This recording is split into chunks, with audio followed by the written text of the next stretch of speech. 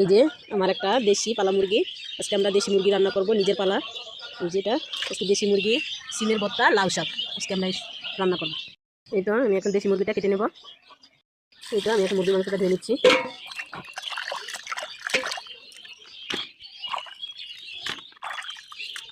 এখন পেঁয়াজ কাঁচামরিচ দিয়ে দিলাম।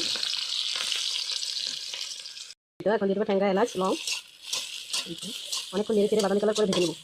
এবার আদা রসুন জিরা বাটা দিয়ে দেবো।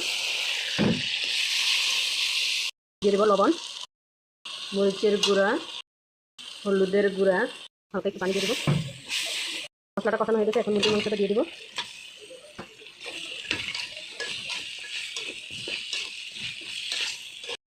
ঢাকনা দিয়ে রেখে দেবো। এই মাংসটা কষানো হয়ে গেছে, এখন আমরা পানি দিয়ে দেবো। হালকা একটু জিরার গুঁড়ো দিয়ে দিচ্ছি। এখন খাবো মুরগির মাংস দিয়ে। নিজে পালা মুরগি রান্না করে খাওয়াটা যে কত মজা সেটা আমি আপনাদেরকে বোঝাতে পারবো না। সেই স্বাদ।